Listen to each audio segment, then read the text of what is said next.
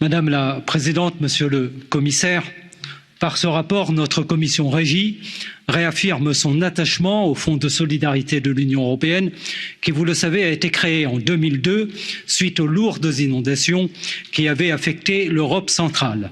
Ce fonds a une valeur toute particulière. Il dit, à travers les aides financières apportées aux États et aux régions touchées par les catastrophes naturelles, ce qu'est la solidarité européenne.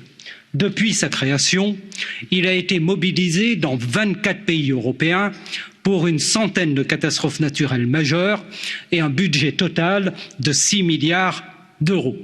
Et plus que jamais, le Fonds de solidarité doit prendre une place centrale dans la politique de cohésion.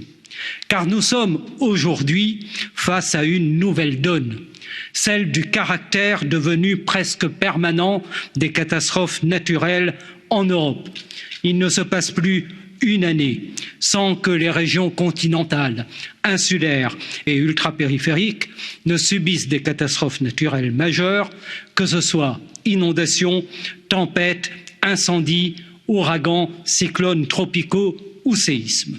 Et pour cause, puisque les changements climatiques sont en cours et qu'il est désormais irréfutable que ces phénomènes climatiques extrêmes iront grandissant en fréquence et en intensité. Ces risques aujourd'hui sont devenus systémiques dans le monde entier. En Europe, ces catastrophes ont représenté depuis 1980 500 milliards d'euros de pertes économiques et 90 000 vies humaines de perdues.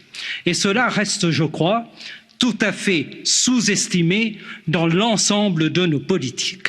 Et à l'évidence, elle représente aujourd'hui un facteur de déstabilisation considérable de l'ensemble des politiques et en particulier de la politique régionale par les dégâts occasionnés sur l'ensemble des infrastructures que nous finançons à travers le FEDER et que nous réparons aussi à travers le FEDER.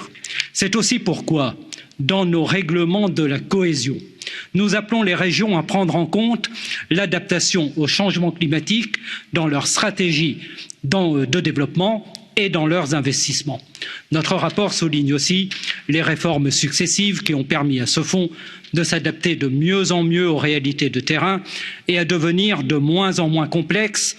Il prend en compte la reconnaissance des catastrophes régionales, la nécessaire simplification administrative, la réduction du délai de versement des aides. Nous saluons aussi le fait qu'avec RescEU, l'Union européenne se soit dotée de forces d'intervention qui permettent d'aider les États membres à faire face aux catastrophes lorsque leurs capacités nationales sont dépassées, avec entre autres des Canadair et des équipements de pompage hydraulique.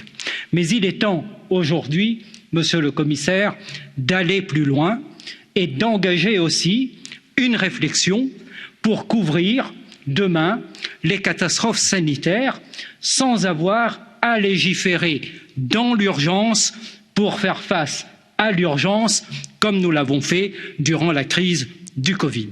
Nous devons en permanence repenser nos instruments et adapter nos choix budgétaires à ces réalités nouvelles.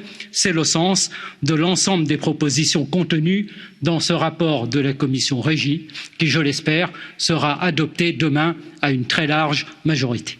Merci. Merci beaucoup.